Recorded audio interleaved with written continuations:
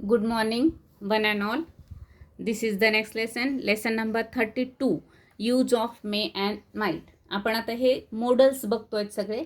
Can आणि कुड बघितलं. आज आपण बघणार आहोत मे अँड माइट याचा उपयोग कसा करायचा. मॉडल ऑक्झिलरी म्हणजे काय, तर हा व्हिडिओ तुम्ही डिटेलमध्ये ग्रामर सिरीजमध्ये आहे तो बघा, म्हणजे आपल्याला हे डिटेलमध्ये लक्षात येईल की त्याचा यूज कसा करायचा आहे. ग्रामर यूज त्याचा वेगळा असतो आणि डे टू डे लाईफमध्ये आपल्याला त्याचा उपयोग कसा करता येईल याच्यावर आपण हे स्पोकनच्या सिरीजमध्ये प्रकाश टाकणार आहे. मेचा उपयोग बघूया आपण. To show possibility. पहिला उपयोग, एखाद्या गोष्टीची शक्यता आहे असं सांगायचं असेल तर आपण काय करतो, मेचा उपयोग करतो. जसं की आता आभाळ आलं आहे, आपल्याला वाटतंय की आज पाऊस पडेल, तर मग आपण म्हणायचं it may rain. It may rain. त्यानंतर ही मे गो टू मुंबई. आपल्याला नक्की माहिती नाही आहे, पॉसिबिलिटी आहे की त्याच्यावरनं असं वाटतं की त्याचं काहीतरी काम आहे तर तो जाईल. She may give you notes. ती तुला नोट्स देईल. ही मे नो दॅट. कदाचित त्याला हे माहिती असेल. आपल्याला फिक्स नाही आहे, शक्यता आहे, पॉसिबिलिटी आहे, तर त्यावेळेस आपण मे यूज करतो. राम मे क्लाइंब द ट्री. म्हणजे राममध्ये ती ॲबिलिटी आहे, पण काय माहिती तो चढेल की नाही. Students may win the competition. म्हणजे आत्ताच्या परफॉर्मन्सवरून असं वाटतं की students may win the competition. She may hide behind the door. कदाचित ती कशाच्या मागे लपली असू शकेल, दाराच्या मागे. Subject plus may plus V1. She may hide, students may win, he may know. S plus may plus V1. या पद्धतीने आपण शक्यता सांगण्यासाठी मेचा उपयोग करू शकतो. याचं निगेटिव्ह आहे, आपल्याला सांगायचं की असं होऊ शकणार नाही, तर याला फक्त आपण नॉट ॲड करायचं आहे. नॉट कुठे ॲड करायचं असतं, हेल्पिंग वर्बला जोडून किंवा ऑक्झिलरीजला जोडून. ही मे नॉट नो दॅट. कदाचित त्याला माहिती नसू शकेल. Students may not win the competition. Student कदाचित कॉम्पिटिशन जिंकणार नाहीत. या पद्धतीने आपण ह्याचे निगेटिव्ह पण सेंटेन्स उपयोगात आणू शकतो आणि करू शकतो. To ask for permission. Next use काय आहे त्याचा, टू आस्क फॉर परमिशन. जसं की कॅनचा पण उपयोग होतो परमिशन घेण्यासाठी आणि मेचा होतो.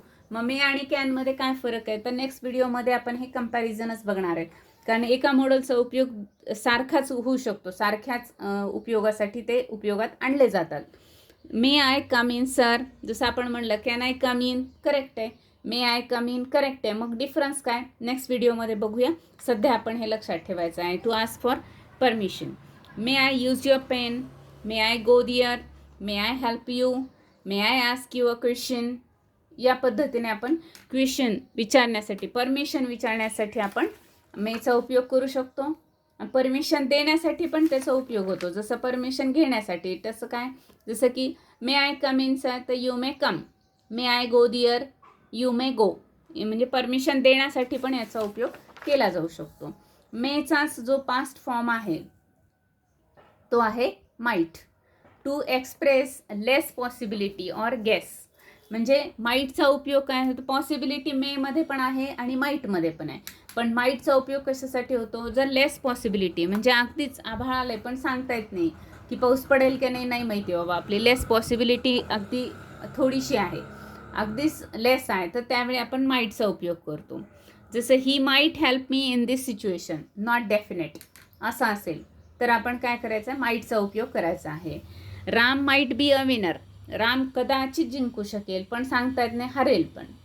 स्टुडंट्स माइट अटेंड दिस सेमिनार. स्टुडंट कदाचित हा सेमिनार अटेंड करतील, एखाद्या वेळेस करतील नाही तर नाही करणार. That might be Sita. कदाचित ती सीता असेल. Less possibility, that may be Sita. बरोबर आहे. दॅट माइट बी सीता हे पण बरोबर आहे, पण मे हे काय आहे, मोर पॉसिबिलिटीमध्ये आहे. माइट केव्हा वापरायचं, जेव्हा अगदीच लेस पॉसिबिलिटी असेल त्यावेळेस माइट वापरायचं आहे. शी माइट कम विथ यू. ती कदाचित तुझ्यासोबत येईल. या पद्धतीने आपण माइटचे सेंटेन्सेस करू शकतो.